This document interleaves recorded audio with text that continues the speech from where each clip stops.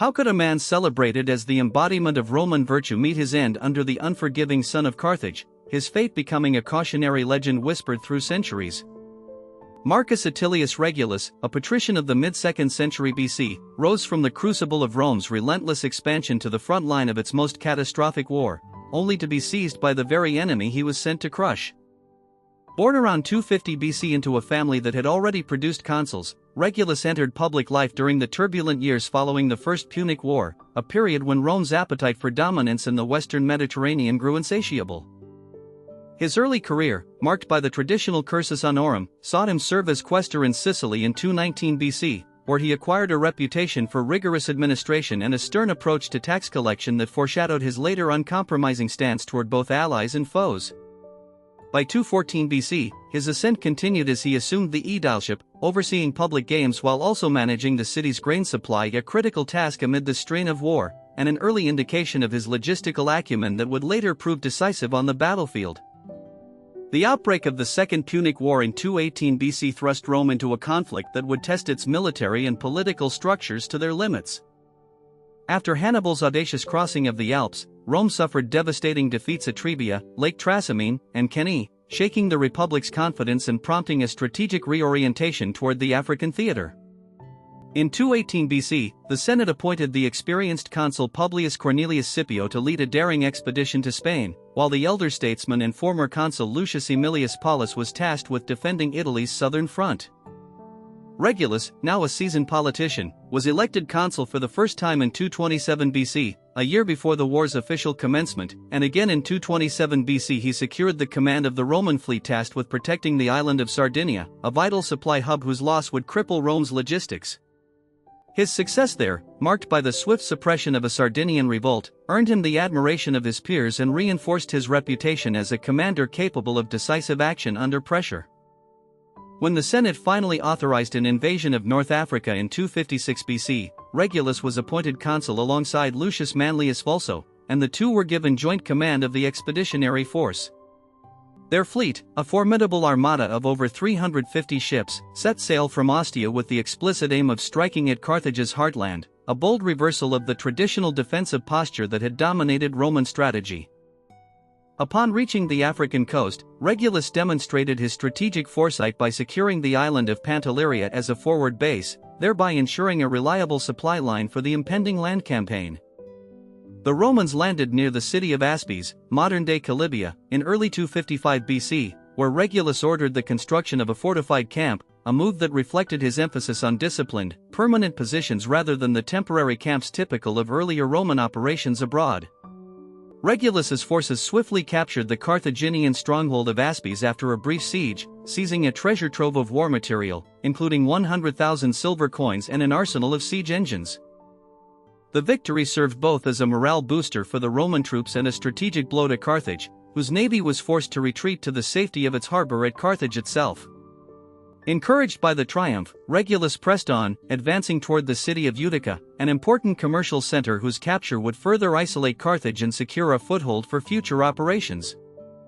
He employed a combination of traditional Roman legionary tactics, tight manipular formations, disciplined shield walls, and relentless close-quarter combat and innovative siege techniques borrowed from Hellenistic engineers, including the use of battering rams and siege towers, demonstrating his adaptability and willingness to integrate foreign military technology.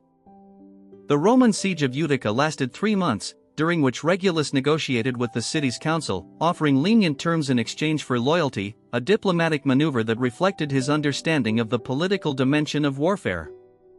Yet the tide turned dramatically at the Battle of the Bagradas River in 255 BC, where Regulus's forces faced the Carthaginian commander Xanthippus, a Spartan mercenary hired to revitalize the Carthaginian army after previous defeats. Regulus, confident in the superiority of Roman discipline, ordered a frontal assault that played into the Carthaginian plan. The Roman legions, forced into a narrow valley, were subjected to a relentless barrage of javelins and the crushing weight of the Carthaginian phalanx, while the elephants broke the Roman lines, causing chaos and heavy casualties.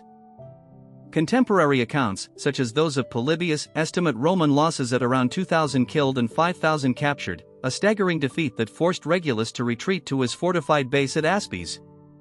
The battle underscored the limitations of Roman tactics when confronted with well-coordinated, multi-dimensional forces and highlighted the strategic miscalculations that would later define Regulus's fate. In the aftermath of the Bagradas disaster, Regulus displayed the resilience that would become his hallmark.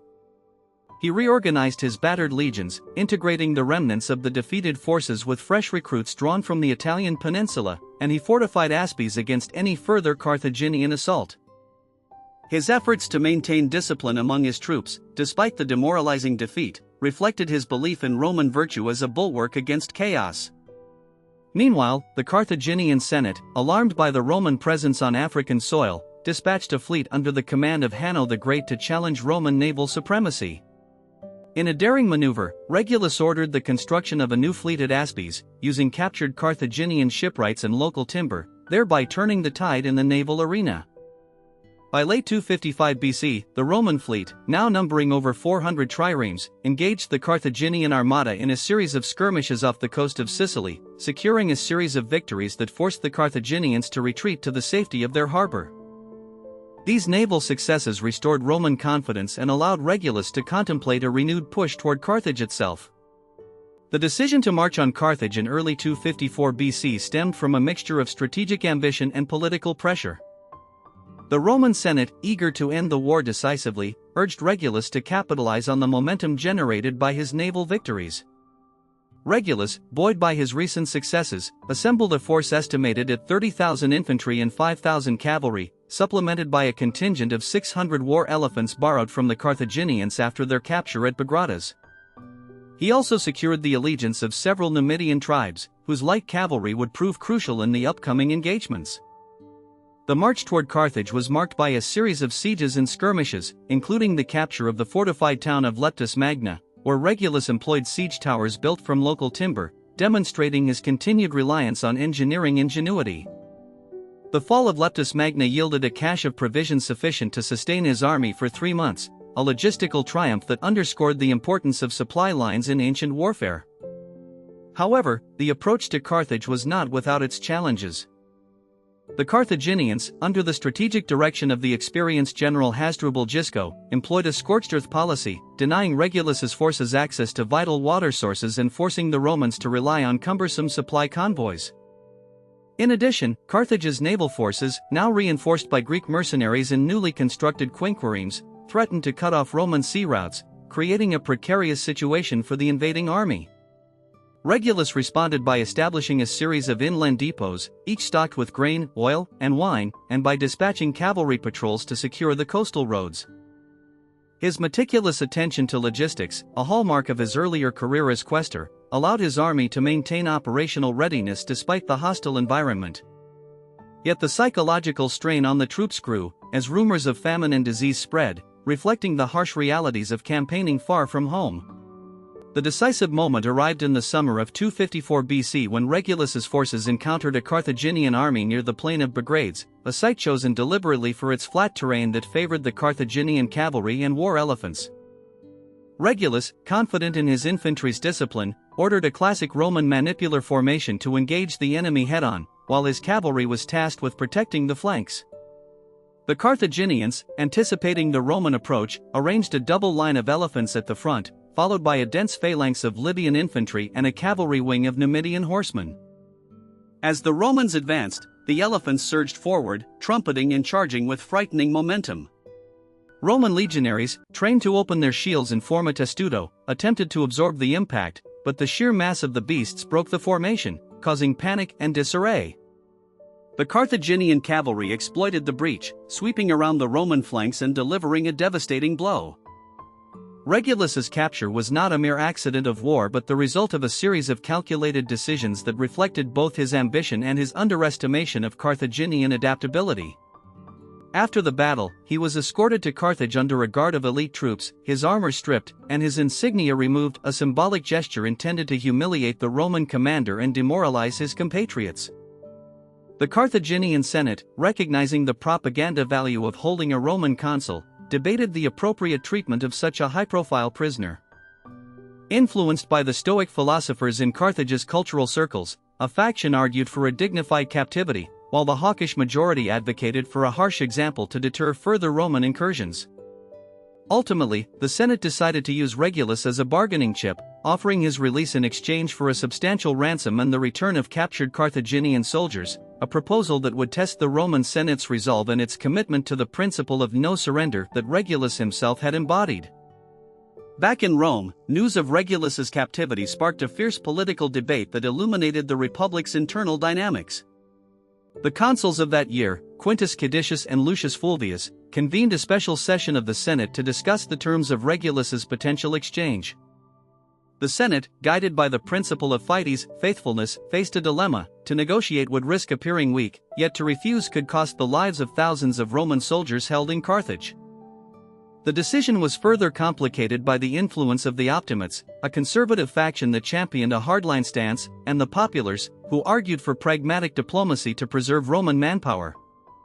After intense deliberations, the Senate resolved to refuse any ransom, opting instead to send envoys with a message of defiance, invoking Regulus's own reputed oath that he would return to Rome even if it meant death. This stance resonated with the Roman populace, who revered Regulus as a paragon of virtus, and it reinforced the societal expectation that a Roman commander must never surrender, even under duress. The Carthaginian response to Rome's refusal was a calculated display of both cruelty and political theater. They sentenced Regulus to a series of brutal punishments designed to showcase Carthage's resolve. The second punishment involved exposure to the scorching North African sun for days on end, with minimal water, an ordeal meant to sap his will. The final and most infamous act was the execution by starvation, a method that emphasized the Carthaginian belief that a Roman would rather die than betray his oath. Yet other sources, such as Diodorus Siculus, claim that Regulus was kept alive for years, forced to watch the suffering of his fellow prisoners, thereby serving as a living reminder of Roman hubris. The divergence in accounts reflects the mythic status Regulus attained, as even ancient historians struggle to separate fact from moral exemplum. The legacy of Regulus's capture reverberated throughout Roman society, influencing both military doctrine and cultural narratives. His story became a staple of Roman education, featured in the curricula of the Ludi, public games, and the Rhetor, schools of rhetoric, where students were taught to emulate his steadfastness. Military commanders cited Regulus as a cautionary example of overreaching ambition, prompting a shift in Roman strategic thinking toward more measured campaigns, as evidenced by the later cautious approach of Scipio Africanus in Africa. Politically, the episode reinforced the Senate's authority to reject negotiations that might compromise Roman honor, a principle that would shape diplomatic interactions well into the imperial era.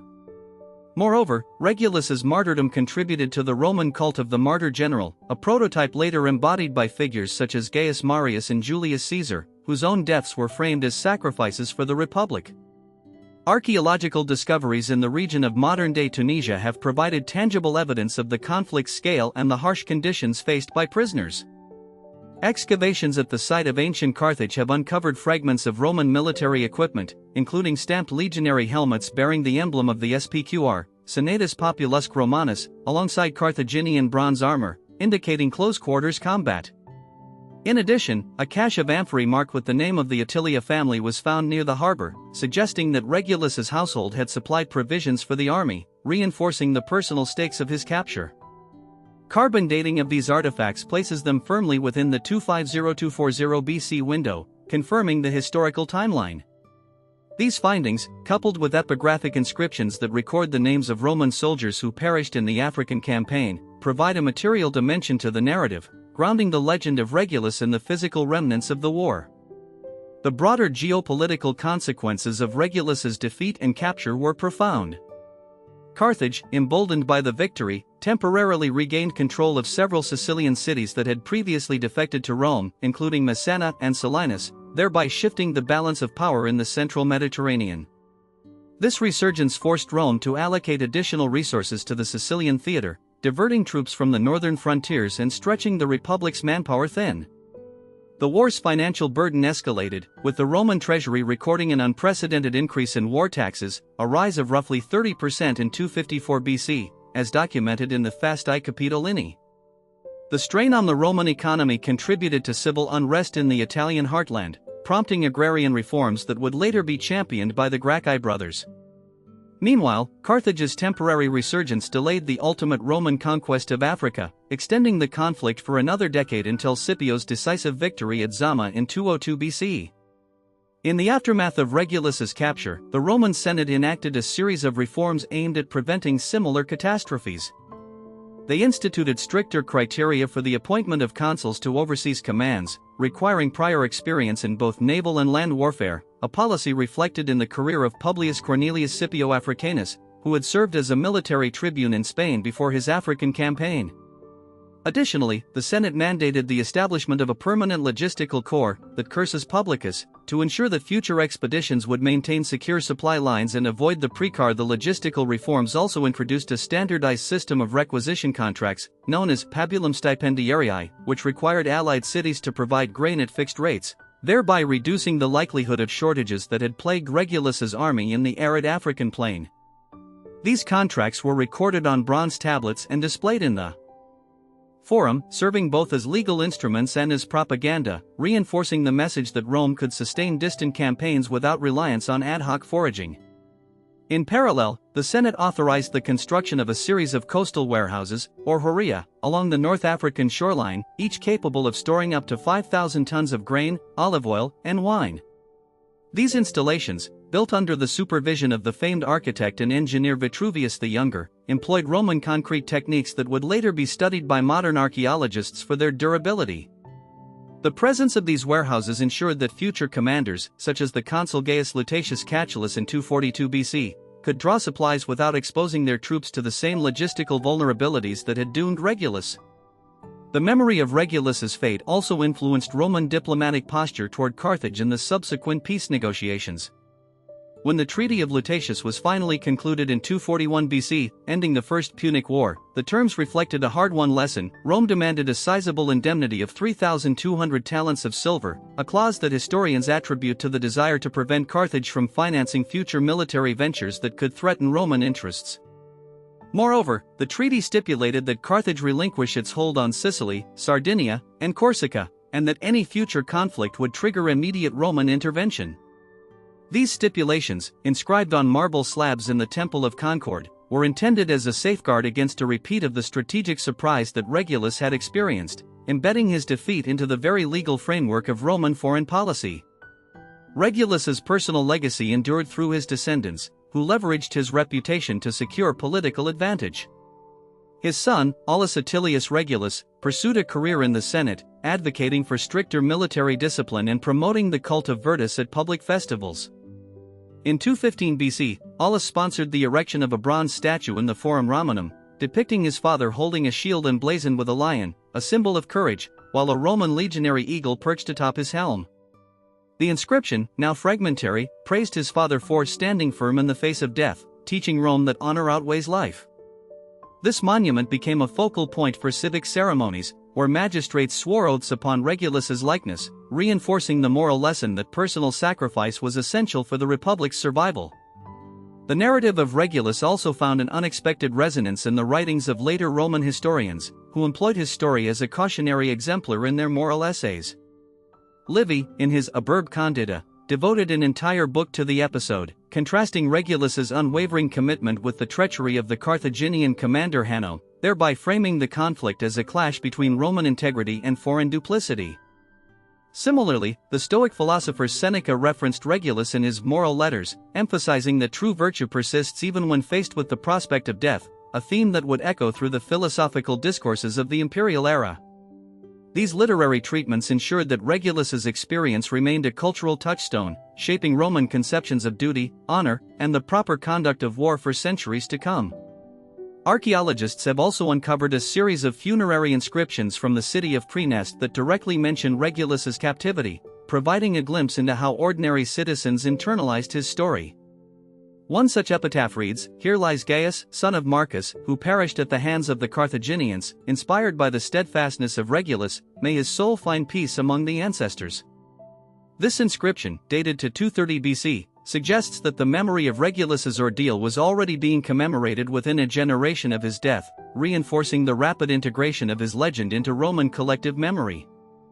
The strategic lessons derived from Regulus's African campaign influenced subsequent Roman approaches to combined arms warfare. In the decades following his defeat, Roman generals began to place greater emphasis on integrating auxiliary troops, particularly Numidian cavalry, into their battle plans, recognizing the decisive impact of light cavalry in disrupting enemy formations. This shift is evident in the accounts of the later general Scipio Africanus, who, during the Battle of Zama, employed a flexible order of battle that combined Roman heavy infantry with Numidian horsemen, effectively neutralizing Carthaginian elephants, a tactic that directly addressed the vulnerabilities exposed at the Bagradas and Bagrades engagements. The evolution of Roman military doctrine, therefore, can be traced in part to the hard lessons learned from Regulus's miscalculations, illustrating how a single defeat can catalyze systemic transformation. The diplomatic fallout of Regulus's capture also extended to Rome's relationship with its Italian allies. Many of the allied cities, particularly those in the southern peninsula, viewed the Roman defeat as a sign of imperial overreach, prompting a brief resurgence of dissent. In 247 BC, the city of Tarentum, having suffered from the loss of Roman protection in the wake of the African debacle, temporarily aligned with Carthage, offering a harbor for Carthaginian vessels. This alliance, however, was short-lived. The Roman Senate, invoking the memory of Regulus's sacrifice, launched a swift punitive expedition that reasserted control over Tarentum and reinforced the principle that any betrayal of Rome would be met with uncompromising retribution. The episode underscores how Regulus's personal tragedy was leveraged as a political weapon to maintain the cohesion of the Roman Confederation. In the realm of numismatics, the Regulus episode inspired a series of commemorative coins minted during the late Republic. The Regulus aureus, struck in 138 BC under the direction of the moneyer Gaius Lucius, featured the profile of a stern, bearded man on the obverse, while the reverse displayed a Roman legionary standing atop a shattered Carthaginian shield, the inscription reading Regulus Imperator. Though these coins were not widely circulated, their limited issuance served as a propagandistic reminder of Roman resilience, and they have become prized artifacts among modern collectors, illustrating how the memory of Regulus was monetized to reinforce civic pride. The psychological impact of Regulus's story on Roman soldiers cannot be overstated. Accounts from the legionary cohort stationed at the frontier of Gaul in 180 BC describe how new recruits were instructed to recite a Carmen song that praised Regulus's steadfastness, instilling a sense of duty that transcended personal safety. This ritual, recorded by the historian Valerius Maximus, reveals the depth to which Regulus's narrative permeated military culture, shaping the ethos of the Roman legions for generations.